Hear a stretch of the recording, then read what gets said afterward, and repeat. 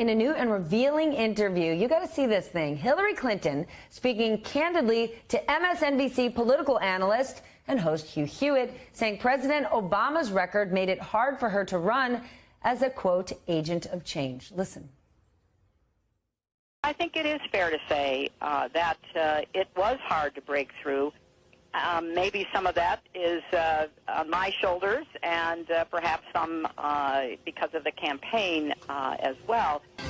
But it is true that when you run to succeed a two-term president of your own party, you have a historical headwind blowing against you. Well, there you have that. Joining me now, Hugh Hewitt. Hugh, what'd you make of her response to that? Well, I was surprised that she was so candid, Stephanie. It was surprising that she would do 45 minutes with me to begin with, but in that, to be so candid on so many points about how maybe her team full of President Obama alums held her back from arguing for change and from pointing out the holes in the Obama record. And she might have been a little bit left-brained in the campaign as opposed to right-brained. It is true that Nixon couldn't succeed Eisenhower, Humphrey couldn't pick up the Kennedy-Johnson 2 terms, Al Gore couldn't follow Bill Clinton, and Hillary Clinton couldn't follow President Obama. Only George H.W. Bush actually succeeded with the third-term campaign, and he was up against Mike Dukakis. God love him, he's not that great of a candidate. So it's very hard, but she and I had a long conversation about the campaign and about her book, What Happened, which Time Magazine, by the way, calls the most important book of 2017. And I found the book engrossing and riveting. I don't agree with a lot of it, and we talked candidly about where I disagree with her, and that transcript people can read. But I was surprised that she was so forthcoming about the fact trying to run as a continuity candidate with President Obama put her in a bind. All right, something stuck out. You asked her about being too guarded and protective during the campaign last year, and I want to share some of that because we know that Hillary Clinton is a very guarded, calculating person, but compared to Trump, all of us are guarded. So take a look. Well, let me answer that this way, Hugh. I think, as I say about the book, I did think that I had to be careful in public, and probably I did have my guard up too much. You know, those days are over. Had she not been so guarded, you think things would have come out different? Yeah, in fact, I do. Really? President Trump came on my radio show 15 times, Stephanie. 15 times. He went on CNN. He went on MSNBC. He went anywhere and he talked to anyone, and he swung from the hips, and there was so much information. He flooded the zone. Secretary Clinton never came on my or any other conservative show, and we talked about the fact that she stayed away from what I call responsible conservative media. You know, people of integrity, people who are not, interviews are not debates, right? They're ask a question and hear what the person has to say, ask another question, don't debate the answer. There are lots of us who do that in center-right media and in conservative media. Had she played on some of the opposing fields, I think she would have won, because I would have asked her about, you know, the Ohio class replacement, the Columbia class, or about Burma, or the stuff that played, as I did with President Trump. And he got befuddled a few times with me, but he kept coming back. And I think the American people like candidates who engage the other side. I think in 2020, you're going to see a lot more Democrats doing a lot more conservative talk radio if it's professional and if it's done with courtesy. You know, I think you're absolutely right, and I want to share, because you asked her if she ever listened to conservative talk radio during the election, and I think it's so important because right now so many of us are only following, listening to that echo chamber that supports our existing views, and I want to share what she said. I understand the anger, I understand the resentment, I understand the very strong feelings that a lot of people in our country have about everything from the economy to race to immigration to national defense. And this is probably another one of my shortcomings, you know, I've never thought anger was a good strategy for actually getting things done. Do you believe she thought that she was listening or understands or empathizes with those people during the election? Because I go back to last August, where she did spend 3 weeks raising money in East Hampton, the one thing she didn't need money, and that was when President Trump was sort of out there on the road going to far-off places that Hillary Clinton and even President Obama didn't visit. And while President Trump might fail those forgotten Americans now, at the time, he made them feel like he cared and he listened. You know, President Trump went to Minnesota the weekend before the election. I thought that was an astonishingly dumb thing to do, but it turned out to be brilliant because he was actually messaging into Wisconsin. He went everywhere, always working 24/7 to get people to listen to him. Secretary Clinton played a very controlled game because we all thought she was going to win. And she writes that in What Happened, Stephanie. Everybody. But Hugh, the one thing is, she played a control game, but she played a responsible game, and she didn't get over her skis. And President Trump did go out there and pledge and promise things that here we are dealing with his administration, things that we're never going to see come to fruition. Well, let's not say never, because I think we're going to get the tax reform, and I know the market's at an all-time high, and he does things in a very different way, and it's very disturbing to a lot of people. The market was at an all-time high when President Obama was in office, and President Trump thrashed and trashed it and called it a bubble. And the market being at an all-time high impacts those who are invested in the market, not the forgotten Americans who President Trump was visiting in places like Minnesota. But the jobs that will come, for example, to Wisconsin if Foxconn builds there, because the corporate tax rate goes down to 20%. If Foxconn builds there, and let's remind our viewers that Foxconn has pledged to build a massive development in Pennsylvania 5-6 years ago, and they've yet to do that. And in Wisconsin, if they build that plant, the tax breaks Wisconsin are going to get are going to break any record you have ever seen in that state.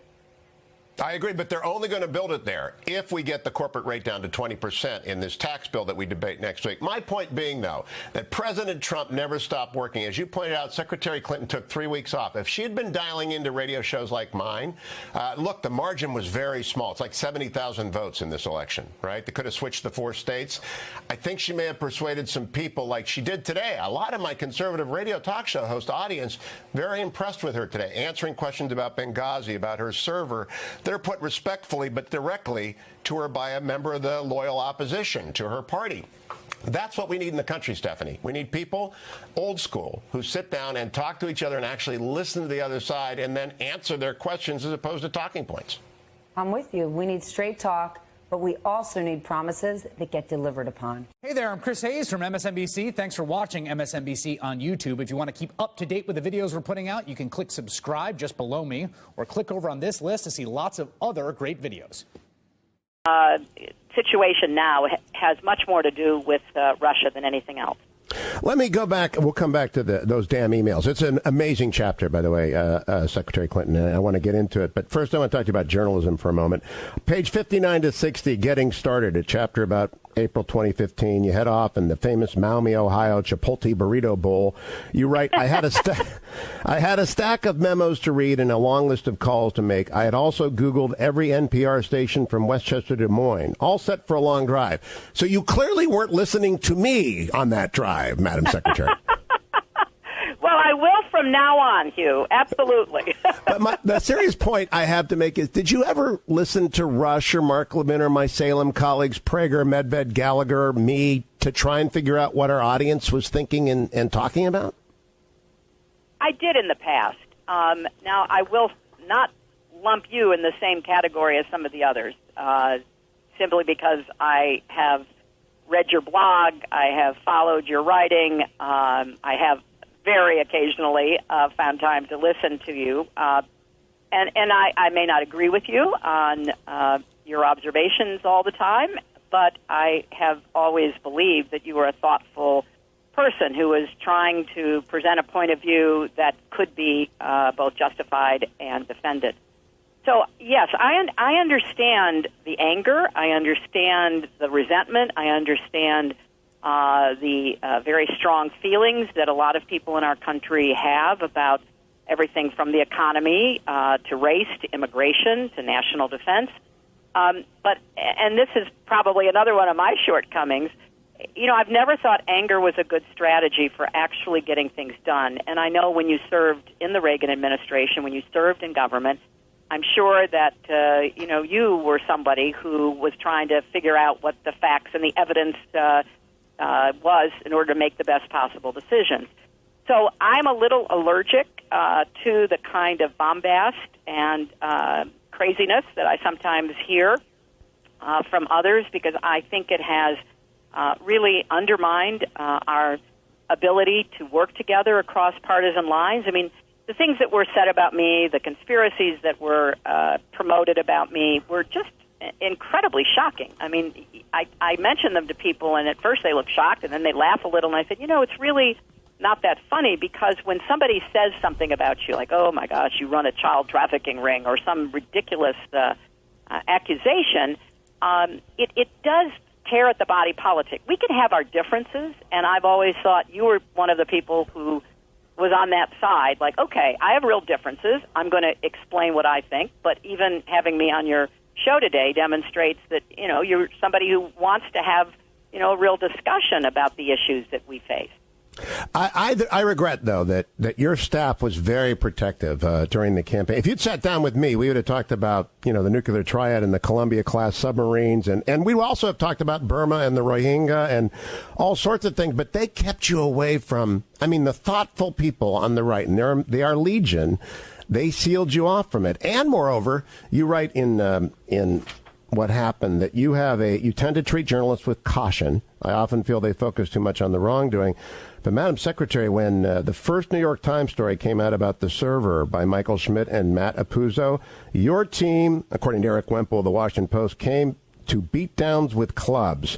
They really just shattered those guys' reputation, forced them backwards, and unapologetically so. Did they protect you too much, and did they hit back too hard at legitimate critics and questions? Well, let me answer that this way, Hugh. I think, as I say about the book, I did think that I had to be careful in public, and probably I did have my guard up too much.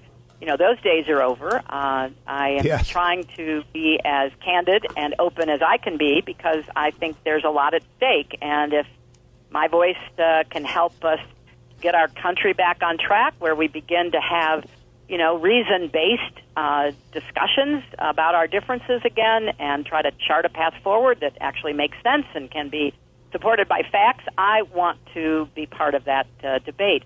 So I will take responsibility, because clearly it is challenging when the press, and not just the press on the right, but the press in general, decide that, my emails are the most important story of the campaign. And that clearly was just pounded day after day after day.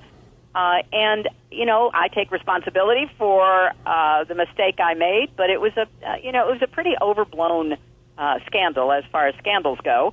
And then when there is a deliberate effort to, misinterpret facts, like the whole Uranium One charge, that is something that has been kept alive despite constant debunking. Similar to the tragedy in Benghazi, where, I testified at length. I answered every question. There was, I think, 8 or 9 investigations, more than half run by Republicans in the Congress, and they all came to the same conclusion that, I had not done anything wrong, and it was, not enough, and it became still a big political drum to beat against me. So I do have mixed feelings, I think it's fair to say, and I am going to try to, do more with people like you, because I think it's important that we talk to each other. So, yes, I'm going to talk to people who I believe are interested in talking. Disagree with me, I disagree with them, whatever it might be. But if we don't start talking and listening to each other, I am really worried about what happens to our democracy. I agree with that.